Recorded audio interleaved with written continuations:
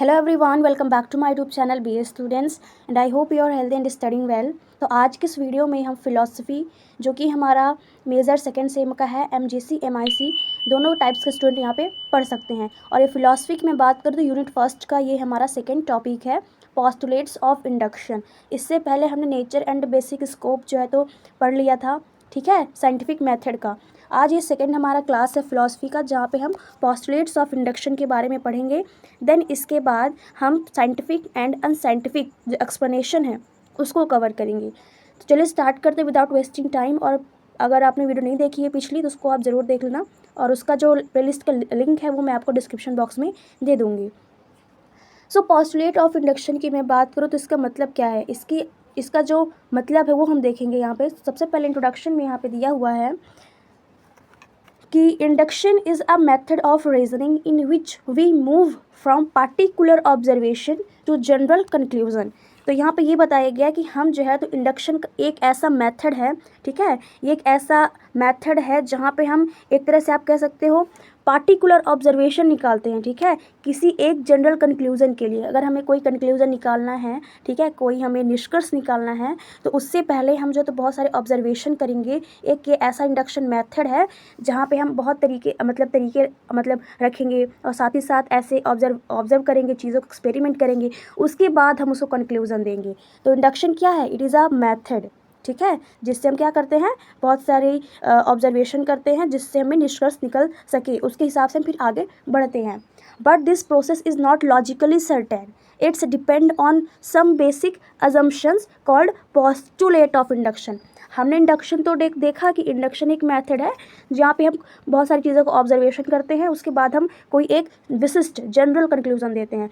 लेकिन ये भी कह रहा है कि but this process is not logically, मतलब कि लेकिन ये जो मेथड है ये लॉजिकली जो है तो निश्चित नहीं है, ठीक है। क्यों? क्योंकि ये डिपेंड करता है सम बेसिक अजम्पशन पर, क्योंकि ये कुछ बुनियादी जो मान्यताएं हैं उस पर ये डिपेंड करता है, जिन्हें हम क्या कहते हैं, पोस्टुलेट ऑफ इंडक्शन। मतलब ये कि एक ऐसा प्रोसेस है, मतलब कि इंडक्शन तो हम जानते हैं कि पार्टिकुलर ऑब्जर्वेशन के अकॉर्डिंग जो है तो जनरल कंक्लूजन निकलेगा, लेकिन कभी कभी क्या है कि लॉजिकली जो है तो सर्टेन नहीं है, ये निश्चित नहीं है, तब हम इसको कहते हैं postulate of induction. These postulate makes inductive reasoning reliable and acceptable। तो यही बताया गया है इसमें कि ये जो पोस्टुलेट है, ठीक है, यही जो है तो हमें क्या बनाता है, ये बनाता है इंडक्टिव रीजनिंग, ठीक है, जो कि रिलेबल होती है। ये मान्यताएं जो हैं तो क्या हैं, ये विश्वसनीय है, आप कह सकते हैं एक्सेप्टेबल है, ठीक है, इसे माना गया है, एक्सेप्ट कर लिया गया है पोस्टुलेट ऑफ इंडक्शन को, ये जो मेथड है। देन हम देखेंगे मेन पोस्टुलेट ऑफ इंडक्शन। अब जो मेन पोस्टुलेट ऑफ इंडक्शन है हम उसको देखेंगे, ठीक है। तो इसके कुछ अपने सिद्धांत हैं, ठीक है, वो हम देखें। तो पहला है यूनिफॉर्मिटी ऑफ नेचर। मतलब कि अब हम समझेंगे कि जो पोस्टुलेट ऑफ इंडक्शन दिया है ना, इंडक्शन तो हम जानते हैं, लेकिन साथ ही साथ पोस्टुलेट दिया है, क्योंकि यहाँ पे जो है तो बताया गया है कि कभी कभी ये निश्चित नहीं होता। तो इसके कुछ अपने जो तो सिद्धांत हैं। तो पहला जो सिद्धांत है इसका यूनिफॉर्मिटी ऑफ नेचर है, प्रकृति की एक रूपता इसे बताई गई है। Nature behaves in a regular and consistent manner everywhere and it's all time. तो ये बताया गया इसका जो नेचर है ना वो ऐसा है कि यूनिफॉर्म टाइप का है। मतलब कि ये क्या है कि नेचर बिहेव मतलब प्रकृति की हर जगह और हर समय एक ही कंसिस्टेंट मैनर में जैसे चलती है प्रकृति, वैसे ये भी चलती है ना, उसी तरीके से इसका भी बिहेवियर है। जैसे नेचर बिहेव करता है रेगुलरली, मतलब नेचर कैसा करता है, सर्दी गर्मी बरसात, है ना, ये तो अपने तरीके से आता है ना रेगुलर, उसी तरह जो है तो ये भी पोस्टुलेट ऑफ इंडक्शन जो है उसके भी यही सिद्धांत हैं कि चाहे कहीं भी हो, एवरीवेयर ऑल टाइम, ये क्या करता है, अपना बिहेवियर नेचर की तरह रखता है और ऑब्जर्व करता है चीज़ों को, और मेथड लगा करके निष्कर्ष तक पहुँचता है, मतलब कंक्लूजन तक पहुँचता है। एक्सप्लेनेशन की मैं बात करूँ तो if a phenomenon occurs in a particular way today, it will occur in the same way under similar condition in the future।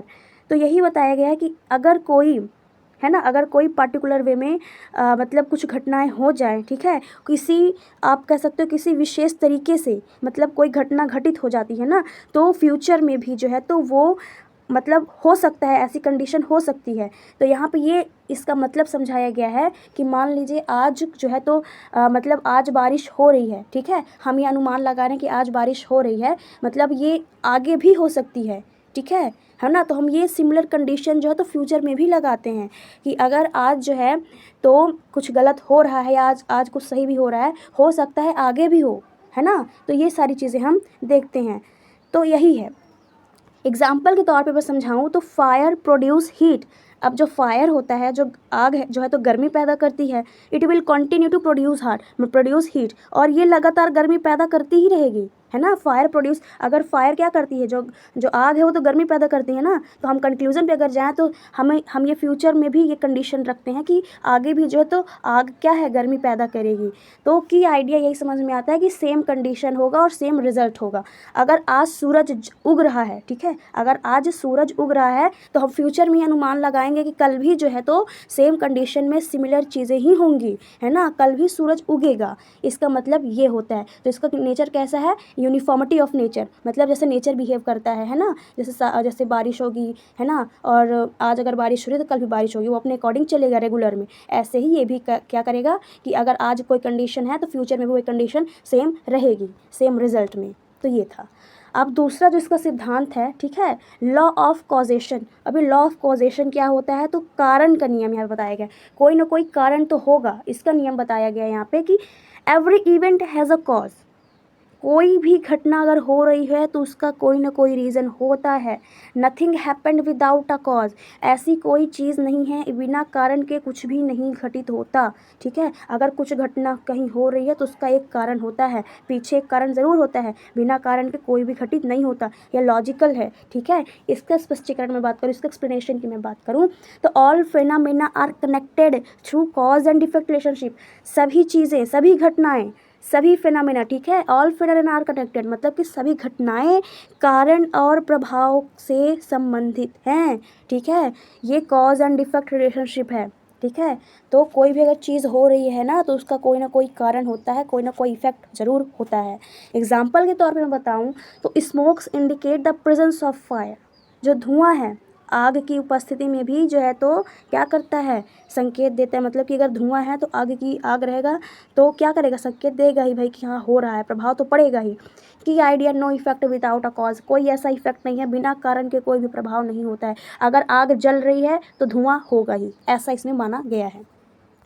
फिर जो यहाँ पे हमारा थर्ड जो प्रिंसिपल यहाँ पे बताया गया है वो है यूनिफॉर्मिटी ऑफ कैजुअल रिलेशंस। मतलब कि यूनिफॉर्मिटी बताई गई है, मतलब कि इक्वालिटी बताई गई है किसमें, कैजुअल रिलेशंस में। मतलब कि जो कारण होते हैं, ठीक है, कोई ना कोई रीज़न होता होगा कोई ना कोई काम में, ठीक है। तो उनकी रिलेशन यहाँ पे बताई गई है, कैसे इनके में एक टाइप का रहता है, ठीक है।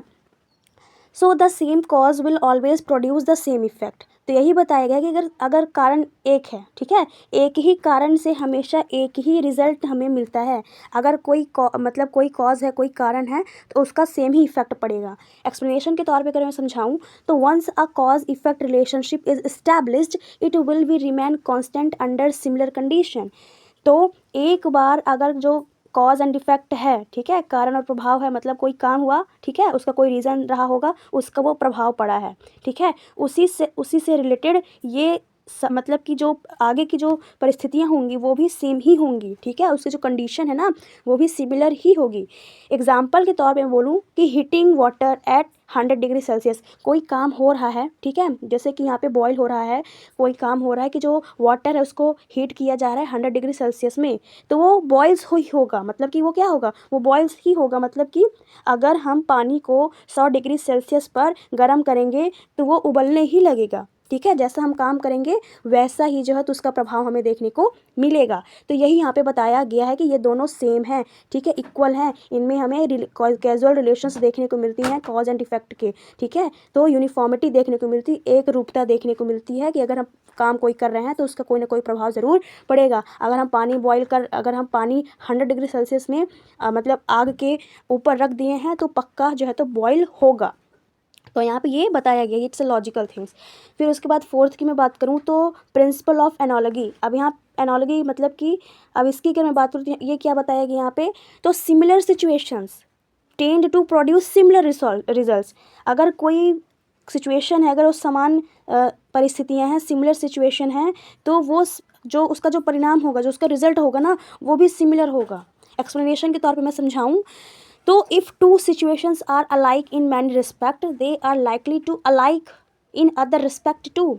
मतलब कि यदि कोई दो सिचुएशन है ना, उनके जो मायने हैं वो एक जैसे हैं, तो हमें ये पूरी तरह से हमें समझ लेते हैं, संभावना हो जाती है कि और भी जो मायने होंगे वो भी सेम टू सेम होंगे। ठीक है, एग्जाम्पल के तौर पर if one metal expand in on heating, यदि कोई एक मेटल है, ठीक है, हम उसको वो गर्म करने पर फैलती है। ठीक है, अगर ऐसा कोई एक मेटल है जिसे हम जब गर्म करते हैं तो फैलती है, तो दूसरी जो मेटल होगी ना वो भी फैलेगी। ये हम चीज़ें जो है तो मतलब अनुमान लगा लेंगे।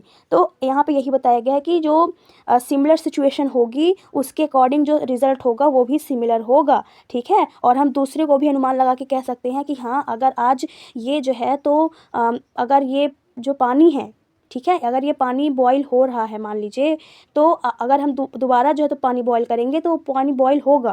तो ये हम अनुमान लगाते हैं। ठीक है, यहाँ पे एग्जांपल ऑलरेडी दिया है कि अगर हम कोई मेटल है, कोई धातु है, उसको हम हीट करेंगे और वो फैल रही है, तो दूसरी जो मेटल होगी ना वो भी फैल सकती है। ठीक है, तो ये हम अनुमान लगाते हैं।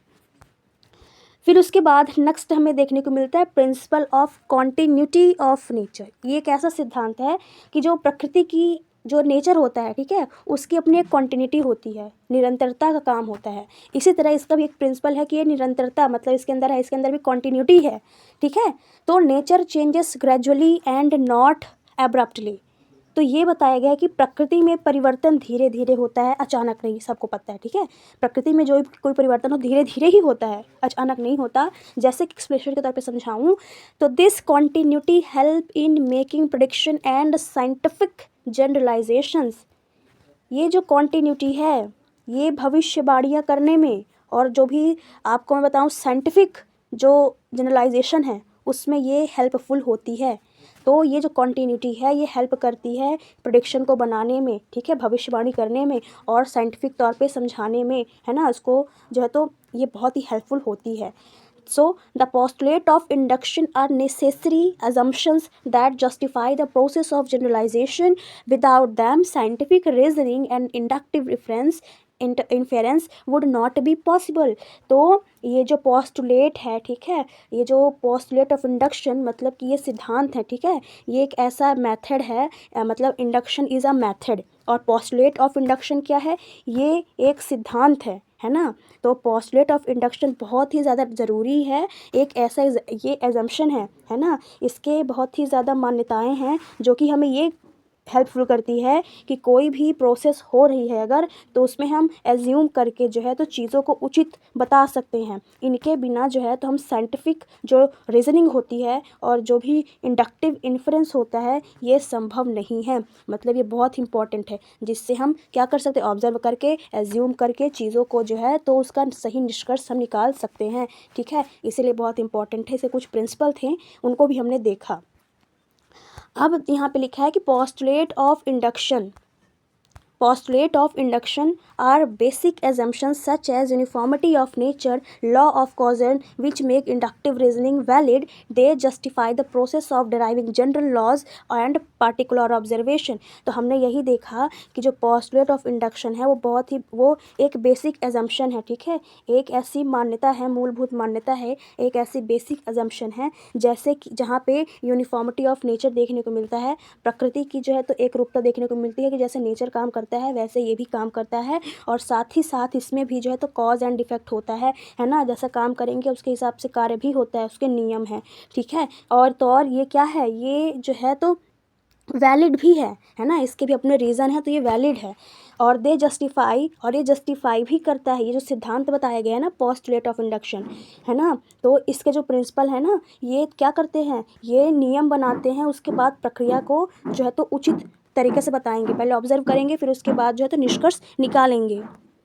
और सबसे पहले मैं आपको बता दूं कि जो इंडियन फ़िलॉसफ़ी है ना, इंडियन फ़िलॉसफ़ी में हमने फर्स्ट सेमेस्टर में डिडक्टिव लॉजिक के बारे में पढ़ा था, है ना, तो यहाँ पे हम इंडक्टिव जो लॉजिक है, यहाँ पे इंडक्टिव रीजनिंग बताया गया, एक ही बात है। ठीक है, तो इसके बारे में देखेंगे यहाँ पे। सो फर्स्ट चीज़ इंडक्टिव रीजनिंग। इंडक्टिव रीजनिंग क्या होता है, तो दो ही चीज़ें बहुत इंपॉर्टेंट है लॉजिक में। ठीक है, तो लॉजिक में दो ही चीज़ें होती हैं, ठीक है, लॉजिक में एक दो ही चीज़ें होती हैं, जैसे कि एक इंडक्टिव और दूसरा डिडक्टिव।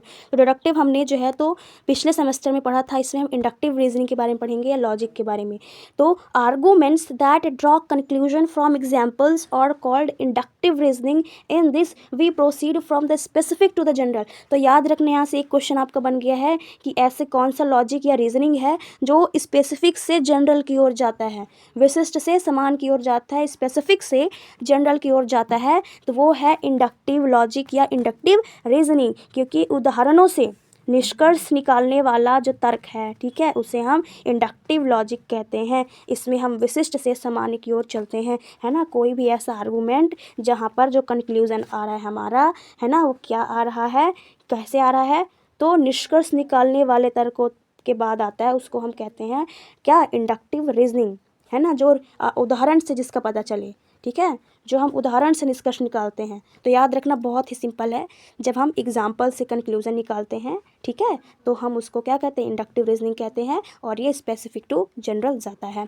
डिडक्टिव रीजनिंग की मैं बात करूँ, डिडक्टिव लॉजिक की, तो arguments that draw conclusion based on the rules. तो इसका अलग है, ये कहता है कि जो नियमों पर बेस्ड है ना, कोई नियम है, नियमों पर बेस्ड जो है, उसके बाद जो चीज़ें हैं उस पर हम मतलब पुट कर देते हैं, उसको हम क्या कहते हैं, डिडक्टिव रीजनिंग कहते हैं, लॉजिक कहते हैं। इसमें हम क्या, इसमें लिखा है कि जनरल टू स्पेसिफिक जाया जाता है, जनरल टू स्पेसिफिक, पहले सामान्य से लेकर के फिर जो है तो हम स्पेसिफिक की ओर जाते हैं। तो ये हो गया डिडक्टिव रीजनिंग। आई होप आप सब क्लियर हो गया होगा। अब हम देखेंगे कॉन्सेप्ट ऑफ अराइवल या कंक्लूजन। क्या कंक्लूजन क्या होता है, ऐसा क्या कॉन्सेप्ट है कि हम कंक्लूजन की ओर जो है तो देखते हैं, है ना, कंक्लूजन चाहिए होता है हर चीज़ में। तो कंक्लूजन होता क्या है, so the argument in which a conclusion is drawn on the basis of an example is called inductive argument. तो जिस तर्क में, जिस आर्गूमेंट में, है ना, किसी उदाहरण के बेसिस पर, किसी भी एग्जाम्पल के बेसिस पर कंक्लूजन निकाला जाता है ना, उसको हम इंडक्टिव आर्गूमेंट बोलते हैं। क्या कहते हैं, इंडक्टिव आर्गूमेंट। जहाँ पर हम क्या करते हैं, एग्जाम्पल के बेसिस पर कंक्लूजन निकालते हैं, उसको हम इंडक्टिव आर्गूमेंट बोलते हैं। The inductive logic move from the specific to general. Some important example of this are. तो जो इंडक्टिव लॉजिक होता है वो क्या करता है, स्पेसिफिक टू जनरल जाता है ना। कुछ एग्जाम्पल भी अगर हम देखें तो बताया गया इसमें, I ate a ripe mango and it taste sweet. Second example बताया गया है कि I ate the second ripe mango and it's tasted sweet. I ate the third ripe mango and it tasted sweet. तो तीनों में क्या चीज़ हमें similar देखने को मिल रही है, तीन एग्जाम्पल हैं कि हाँ मैंने मैंगो खाया और उसका जो टेस्ट था वो स्वीट था, हाँ मैंने दूसरा जब खाया मैंगो तो वो भी स्वीट था, तीसरा जब मैंने खाया तो वो भी स्वीट था। तो जो स्वीट बताया गया है ये हमें सिमिलर देखने को मिल रहा है। तो हम इससे ये कह सकते हैं कि हम चाहे कितने भी आम खाएं, ठीक है, हम कंक्लूजन निकाल रहे हैं कि हम चाहे कितने भी आम खाएं, वो सभी आम क्या होंगे, स्वीट होंगे, ठीक है। तो ये है एग्जाम्पल से हमने कंक्लूजन निकाल लिया कि सभी आम जो है तो मीठे ही होंगे।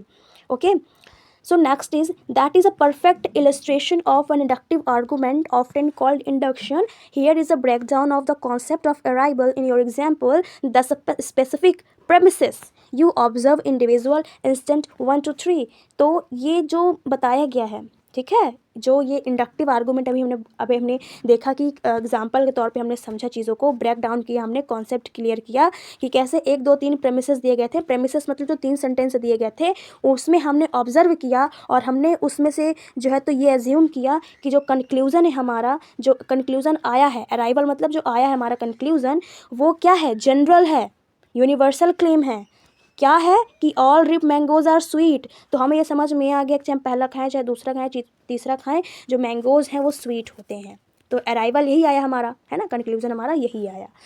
अब हम देखेंगे इंडक्टिव के कुछ की कैरेक्टरिस्टिक, बहुत इंपॉर्टेंट है, ठीक है, पोस्टुलेट ऑफ इंडक्शन पढ़ रहे हैं तो इंडक्टिव के हम कैरेक्टरिस्टिक भी देखेंगे। इसको हम हिंदी में क्या बोलते हैं, आगमनात्मक विधि, ठीक है। सो इंडक्टिव के की फीचर्स है, उसमें से पहला है आर्गूमेंट्स प्रोबेबिलिटी नॉट सर्टेनिटी। तो इट इज़ अ फर्स्ट हमारा है कि जो भी तर्क दिया गया, इसमें आर्गूमेंट दिया गया है वो प्रोबेबिलिटी है, सर्टेनिटी नहीं है। याद रखना कि जो आर्गूमेंट है वो प्रोबेबिलिटी है, मतलब कि आप कह सकते हो कि ये निश्चित नहीं है, ठीक है। Unlike deductive reasoning where if the premises are true the conclusion must be true, inductive argument provide probable conclusion. तो ये बताया गया है यहाँ पे कि जो लॉजिक है, ठीक है, जो डिडक्टिव रीजनिंग में क्या होता है कि अगर प्रेमिसेस ट्रू है तो कंक्लूजन भी ट्रू रहेगा।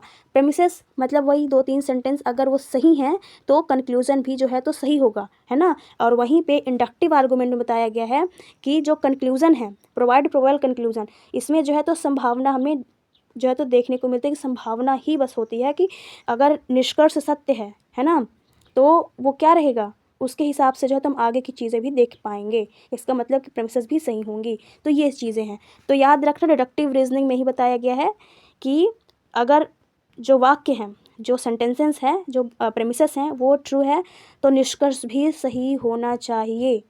जबकि इंडक्टिव में ऐसा है कि तर्क के हिसाब से ही कंक्लूजन आता है, फिर चाहे वो सही हो चाहे गलत। देन उसके बाद even if you are 800 sweet mangoes it is still possible that the 101 first is sorry.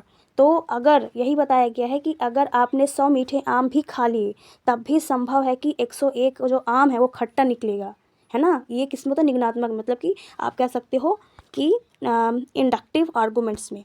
And moving from specific to general, तो अब हम सेकंड देखेंगे moving from specific to general, कैसे जो है तो ये स्पेसिफिक से जनरल की ओर जाता है। It uses observe data to data to make a prediction of from rule about unobserved data.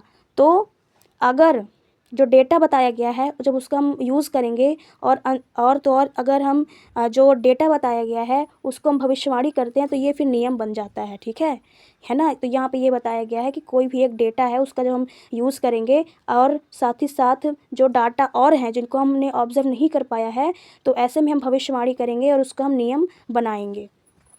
Basis of science, scientific discoveries rely on the method running experiments multiple time to arrive a general theory। और ये science पर basis है, ठीक है, विज्ञान का आधार है, ये साइंस पर बेसिस है, साइंटिफिक डिस्कवरी होती हैं, इसका एक अपना मेथड है, वैज्ञानिक जो खोज होती हैं ये इसी पर डिपेंड करती हैं। और जो भी सिंपल में जो सिमिलर मेथड हैं उस तक पहुँचने के लिए हम इसका भी प्रयोग करते हैं, है ना। साइंस का प्रयोग करते हैं ताकि हम ऑब्जर्व कर पाएँ, एजम्पशन जो भी होते हैं उनके अकॉर्डिंग हम जो है तो काम कर पाएँ। तो साइंस में भी इसमें इंपॉर्टेंस है। In short the concept of arrival in induction is moving from I saw this happen a few times to therefore this always happen. अगर मैं आपको शॉर्ट में समझाऊं तो जो ये बताया गया है ना अराइवल इंडक्शन, आगमन जो बताया गया है, मतलब कि मैंने इससे कुछ बार होते हुए देखा, ठीक है, इसीलिए हमेशा होता है। ऐसे मतलब एग्जाम्पल है कि अगर मैंने कुछ होकर मतलब सूरज को उगते हुए देखा है तो इसका मतलब है कि आगे भी हम देखेंगे, ठीक है, इसका ये मतलब है। अब हम ये देखें कि कुछ की स्टेप ऑफ इंडक्टिव रीजनिंग, कुछ स्टेप्स हैं इंडक्टिव रीजनिंग के, जैसे कि सिलेक्शन ऑफ प्रॉब्लम। हम जब कोई चीज़ सेलेक्ट करते हैं ना तो उसमें हम ऑब्जर्वेशन करते हैं, उसका एक स्पेसिफिक एग्जांपल देते हैं, तो कहीं ना कहीं सिलेक्शन करते वक्त प्रॉब्लम होती है, ठीक है। हम कैसे जो है समस्या का चयन करते हैं।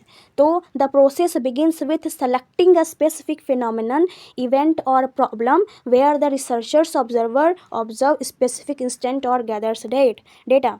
तो यही बताया गया है कि जब कोई प्रोसेस होती है, ठीक है, जब वो कोई प्रोसेस स्टार्ट होती है तो हम उसको सेलेक्ट करते हैं कि स्पेसिफिक फिनोमिना में कोई भी परिस्थिति है, कोई भी समस्या है, हम उसको चूज़ करते हैं तो शुरू होती है ना, तभी समस्याएं शुरू हो जाती है। जब हम कोई प्रोसेस करते हैं, जब कोई काम करते हैं, तभी जब प्रोसेस करते वक्त जो है तो प्रॉब्लम्स आ जाती हैं। वहाँ पर हम क्या करते हैं, वहाँ पे हम जो रिसर्चर हैं वो ऑब्ज़र्व करते हैं, फिर चीज़ों को ऑब्ज़र्व करते हैं, फिर जो डेटा है उसको इकट्ठा करते हैं, उसके हिसाब से फिर काम करते हैं ना।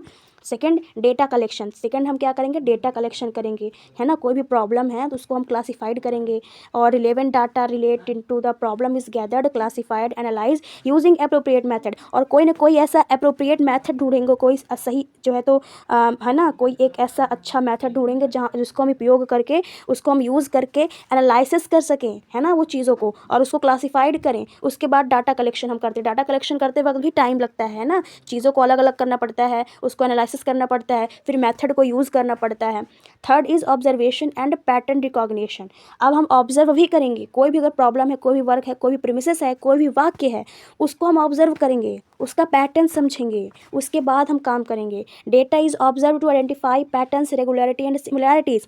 जो कोई भी काम है उसका हम डेटा पहले ऑब्जर्व करेंगे कि हाँ ये सही है या नहीं है, उसको आइडेंटिफाई करेंगे, पहचानेंगे कि कैसे कहाँ काम आएगा, है ना, उसमें कॉन्टिन्यूटी है या नहीं, रेगुलरिटी है कि नहीं, सिमिलैरिटीज़ है या नहीं, उसका पैटर्न सही काम कर रहा है या नहीं, है ना। तो ये सारी चीज़ें हैं। फिर उसके बाद हम देखेंगे formulation of hypothesis, tentative conclusion, मतलब कि based on the pattern found tentative hypothesis or a general rule is developed to explain the observation. मतलब कि जो भी पैटर्न पाए गए हैं उसके बेसिस पर हम क्या करेंगे, हम उसको एक्सप्लेन करेंगे, उसका जो भी चीज़ें हैं, जो सामान्य चीज़ें, उसमें जो नियम हैं जो है उसको हम डेवलप करेंगे कि हाँ ताकि आगे भी काम कर पाए, है ना, उसको फॉर्मुलेट करेंगे चीज़ों को जो भी पैटर्न दिए गए हैं। फिर फिफ्थ टेस्टिंग एंड जनरलाइजेशन, फिर उसके बाद हम क्या करेंगे, उसका परीक्षण करेंगे, उसको टेस्ट करेंगे कि हमने जो जो चीज़ें बनाई हैं, जो डाटा कलेक्ट किया, जो हमने फॉर्मुलेशन बनाया, जो हमने ऑब्जर्व किया, जो हमने अज्यूम किया, जो हमारे मेथड थे वो सब सही जा रहे हैं या नहीं, टेस्ट करेंगे, उसको वेरीफाई करेंगे कि the hypothesis is tested against further observation, new instances of refine or verify it into a general theory. फिर हम क्या करेंगे, इसको आगे जब बढ़ता जाएगा ये, तो हम नए उदाहरण लाएंगे और उसके फिर हम अगेंस्ट रखेंगे चीज़ों को कि देखते हैं कि हाँ ये जो है तो इस चीज़ को ट्रूथ कर पा रहा है या नहीं, है ना। कोई भी सिद्धांत हम देंगे, जैसे कि 1 2 3 4 5 प्रेमिसेस रखेंगे, फिर हम इसको ऑब्जर्व करेंगे और इस पर जो है तो पैटर्न बनाएंगे कि हाँ ये सही काम कर रहा है या नहीं कर रहा है। This approach is characteristic and going from concentrate to abstract a part of this whole. तो ये जो अप्रोच बताया गया है ना, यही कैरेक्टराइज करता है, ये विशेषता बताता है कि जो हमने चीज़ें रखी हैं, जो पार्ट करी हैं, जो सब कुछ बनाया है, तो ये सही है या नहीं, है ना। फिर नेक्स्ट जो हमारा टॉपिक है वह प्रॉपर्टीज़ ऑफ इंडक्शन मेथड। अब हम ये देखेंगे जो इंडक्शन मेथड है इसकी क्या प्रॉपर्टीज़ है, मतलब कि क्या गुण है। पहला जो इसका अगर मैं बात करूँ प्रॉपर्टी है वो है रियलिटी, क्योंकि ये जो मेथड है इंडक्शन मेथड ये रियलिस्टिक मेथड है। The inductive method is considered realistic because it is grounded in the observation of particular fact, actual events and real world phenomena। तो रियलिस्टिक मेथड ये इसीलिए है क्योंकि यहाँ पे जो है तो ये माना जाता है कि जो स्पेसिफिक और जो कि पार्टिकुलर फैक्ट हैं, ठीक है, उसको ऑब्जर्व किया गया है। जो इसमें इवेंट्स हैं, जो भी इस पर आप कह सकते हैं जो रियल इंसिडेंट होते हैं, वास्तविक घटनाओं और जो वास्तविक दुनिया है उनकी जो घटनाएं हैं उनका ये क्या करती है, जो रियल वर्ल्ड फिनोमेना है उनका क्या करती है, उनको पार्टिकुलर फैक्ट में जो है तो ऑब्जर्व करती है, ठीक है, इसीलिए इसको रियलिस्टिक बताया गया है। Second is empirical foundation, it start with observed data. Data कोई ऑब्जर्व करके हम रखे हैं, ठीक है, कोई स्टार्ट करे इसकी 1 2 3 4, ये मान लीजिए एक डेटा है, उसको हम प्रेमिसेस के फॉर्म में रख दिए हैं। उसके बाद उसमें हम क्या करेंगे, उसको हम कंक्रीट मेथड की तरह जो है तो उसको शुरू करेंगे। उसमें हम उसको ठोस, एक तरह से आप सॉलिड आप कह सकते हो, उसको मेथड को हम बनाएंगे कि हाँ जो हम प्रेमिसेस रख रहे हैं, जो हम सेंटेंस रख रहे हैं उसके अकॉर्डिंग हम देखें, जब ऑब्जर्व करें तो हमें ये पता रहे कि हाँ ये काम कर रहा है या नहीं कर रहा है। इसको एक फाउंडेशन की तरह हम जो तो यूज़ करेंगे। फिर एक्शनेबल डेटा, अब जो डेटा है वो कैसे रहेगा, तो एक्शनेबल रहेगा, मतलब कि कार्यवाही के तौर पर जो डेटा रहेगा उसको हम देखेंगे कि instead of testing a theory it's a collect data to identify patterns and relationships ensuring conclusion are based on the concrete evidence. अब देखो कोई भी सिद्धांत है, ठीक है, कोई भी थ्योरी है, जब उसको टेस्ट करेंगे, जब उसका कोई परीक्षण करेंगे तो वहाँ पे जो पैटर्न रहेगा उसको हम उस पर रखेंगे और उससे रिलेटेड पहचान करेंगे, आइडेंटिफाई करेंगे कि जो डेटा है, जो हमने एकत्रित किया है, जो हमने कलेक्ट किया है, वो काम कर रहा है या नहीं, उस पर कोई ठोस सबूत दिख रहा है या नहीं, कोई एविडेंस दिख रहा है नहीं। मतलब कि हम एक तरह से कह सकते हो कि हम जो थ्योरी है जिसको हम पढ़ रहे हैं, जिसको हम ऑब्जर्व कर रहे हैं, जिसको हम एक तरह से आप कह सकते हो जिस पर रियलिस्टिक मेथड यूज़ कर रहे हैं, वो सच में अगर उसका एविडेंस दिख रहा है कि नहीं दिख रहा है, उस पर बेस्ड है कि नहीं, उसका कंक्लूजन बेस्ड है कि नहीं उस पर। फिर प्रोबेबिलिटीज, मतलब कि प्रोबेबिलिस्टिक ट्रूथ। अब हम ये देखिए जो ट्रूथ है वो प्रोबेबिलिस्टिक है, कैसे, because it relies on observe fact, क्योंकि हमने जो फैक्ट है उसको ऑब्जर्व किया है, ठीक है, कोई जो काम कर रहे हैं, हम जो थ्योरी टेस्ट कर रहे हैं उसको हमने ऑब्जर्व किया है, ठीक है, इसीलिए उसका जो कंक्लूजन है वो जनरली प्रोबेबल ही आएगा, है ना, कोई एब्सोल्युटली सर्टेन ही आएगा एज द डिडक्टिव रीजनिंग। तो अगर हम कर रहे हैं, जो प्रेमिसेस हैं, जो सेंटेंस हैं, अगर वो सही है तो कंक्लूज़न भी सही ही आएगा। ठीक है, ये हम जो है तो कह सकते हैं। तो पूरी तरह से निश्चित होने के बजाय फिर हम इसको कह सकते हैं कि संभावित रहता है, मतलब कि हम ये प्रोबेबल रहता है। ठीक है, डिडक्टिव रीजनिंग की तरह कि जैसा चीज़ें आएंगी वैसे ही रहेगा ये, है ना, ये बताया गया इसमें। देन उसके बाद जो है तो यहाँ पे बताया गया है कि हेल्पफुल इन फ्यूचर इन्वेस्टिगेशन। जो थ्योरी होती हैं, मान लीजिए हम उसको कोई, अगर हम उस थ्योरी को अगर हम बात करें तो वो हेल्पफुल भी हो सकती है फ्यूचर में। ठीक है, तो induction is not merely a tool for analysing the present, it provide the foundational ground work for future research. तो ये जो हम पढ़ रहे हैं पोस्टुलेट ऑफ इंडक्शन, ठीक है, तो ये जो इंडक्शन है ये एक मेथड है, आपको पता है। तो ये जो मेथड है ये हेल्पफुल भी है फ्यूचर इन्वेस्टिगेशन के लिए। ठीक है, ये ऐसा टूल की तरह काम करता है, एनालिसिस करता है, चाहे प्रेजेंट हो और चाहे पास्ट हो या फ्यूचर हो। ये प्रोवाइड करेगा एक फाउंडेशनल ग्राउंड वर्क, है ना, फ्यूचर रिसर्च के लिए। फिर generalising building by establishing empirical laws और पैटर्न इट क्रिएट थ्योरी। ये थ्योरी क्रिएट करेगी जहाँ पे हम यूज़ करेंगे फ्यूचर डिडक्शन को और प्रेडिक्शन को। फिर रिवाइजेबल कंक्लूज़न, उसके बाद हम ये देखेंगे यहाँ पे कि जो इंडक्टिव कंक्लूज़न है ना, वो न्यू डेटा कैन अपडेट, जो न्यू डेटा आ रहा है ना वो अपडेट भी होता रहेगा और एग्जिस्ट करेगा generalisation, making it self correcting useful tools for continuous investigation. तो ये साथ ही साथ क्या करेगा, जो नया डेटा के बेसिस पर इसमें भी संशोधन किया जा सकता है ना, जो भी जनरलाइजेशन है उसके अकॉर्डिंग जो है तो इसको ठीक भी किया जा सकता है। अगर कोई प्रॉब्लम दिख रही है, सही सटीक नहीं बैठ रहा है, तो इसमें निरंतरता जो है तो इसमें कंटिन्यू जो है तो जांच भी किया जाएगा इसको, है ना, सेल्फ करेक्टिंग भी होगा ये, इसीलिए यूज़फुल टूल है ये, है ना, कि खुद से भी इन्वेस्टिगेशन ये होता है ना।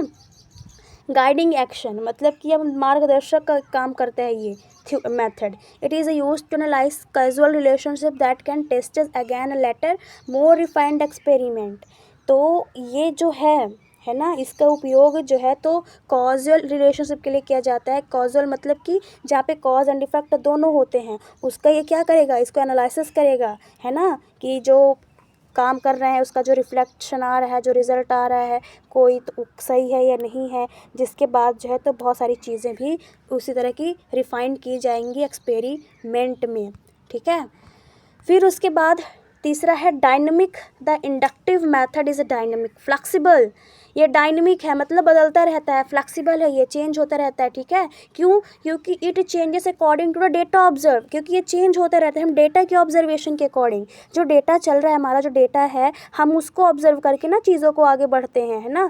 तो जो डेटा है अगर वो बदल रहा है तो चीज़ें तो ऑलरेडी बदलेंगी, है ना, तो उसको हम एक्सेप्टेबल है हमारे, हम उसको एक्सेप्ट किए हैं कि the process must adopt to the data collected if result do not correspond to the probable generalisation the generalisation is revised. मतलब कि ये बताया गया है इसमें कि अगर गतिशील है एक तरह से ये, अगर मान लीजिए कि कोई जो आंकड़े हैं, है ना, उसके अनुसार ये चीज़ें बदलती रहती हैं, क्योंकि प्रक्रिया जो हो रही है, जो प्रोसेस हो रहा है, हम उसको एक कलेक्ट करके एक हम आंकड़ा निकालते हैं कि ऐसा ऐसा होगा, और अगर उस हिसाब से नहीं हो रहा है तो हम क्या करेंगे, जनरलाइजेशन करेंगे, हम जो है तो फिर से संशोधित करेंगे चीज़ों को, अगर उसके अकॉर्डिंग जो है तो नहीं आ रहा है तो।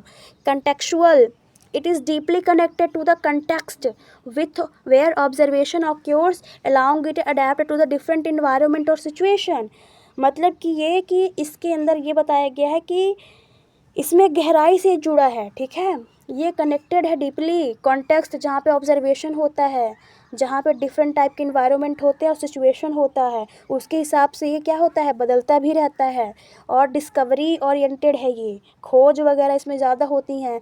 Unlike deduction which validate existent theory, induction is a method of discovery allowing for the identification और अनएक्सपेक्टेड पैटर्न। मतलब कि कोई भी जब पैटर्न यूज़ कर रहे हैं, जब वो अनएक्सपेक्टेड आता है तब हम उसको आइडेंटिफाई भी करते हैं, है ना, उस मेथड को हम फिर डिस्कवरी करेंगे कि क्या कैसे होगा, थ्योरी कैसे एग्जिस्ट करेगी, चीज़ें कैसे बदलेंगी। तो ऐसा में हम क्या करेंगे, डिस्कवरी भी करते रहते हैं ताकि चीज़ें सही होती जाएँ। हिस्ट्री रिलेटिव, अब ये हिस्टोरिकल मेथड भी इसमें अप्लाई होता है। The inductive method is considered history relative or historical method because it relies past instances and establish event of form conclusion. तो ये जो मेथड है इंडक्शन, ठीक है, इसमें हम हिस्ट्री रिलेटिव, जैसे हिस्टोरिकल मेथड का मतलब यहाँ पे ये बताया गया है कि अगर हम कोई मेथड बना रहे हैं, उसको अप्लाई कर रहे हैं, ऑब्जर्व कर रहे हैं, एनालिसिस कर रहे हैं, डेटा कलेक्ट कर रहे हैं, जनरलाइजेशन कर रहे हैं, तो हम इससे पीछे उसका पहले देख लें। पास्ट भी देखना तो इम्पॉर्टेंट है, तो उस पास्ट को ही यहाँ पे हिस्टोरिकल बताया गया है कि हम जब उसके हिस्टोरिकल मेथड को समझेंगे उसके बाद ही तो हम उस पर कुछ चीज़ें अप्लाई कर पाएंगे, तभी तो चीज़ें सही डायरेक्शन में जाएंगी। तो यहाँ पे ये बताया गया कोई कंक्लूज़न हो रहा है, कोई घटना हो रही है ना, तो ये उसके अतीत के उदाहरणों पर भी डिपेंड करता है, ठीक है। इसीलिए बताया गया कि निष्कर्ष जब हम निकालेंगे, जब कंक्लूज़न निकालेंगे, तो हम हिस्टोरिकल बैकग्राउंड भी इसका चेक करेंगे, ठीक है। तो ये सारी चीज़ें थी आपकी फ़िलॉसफी में। आई होप आप सब क्लियर हो गया होगा। तो अब नेक्स्ट जो वीडियो रहेगा हमारा ना, उसमें हम पढ़ेंगे साइंटिफिक और अनसाइंटिफिक भी, ठीक है, मेथड एक्सप्लेनेशन के साथ। तो फिर मिलते हैं नेक्स्ट वीडियो में, ठीक है। तब तक के लिए खुश रहिए, आबाद रहिए, पढ़ते रहिए और आगे बढ़ते रहिए। Thanks for watching.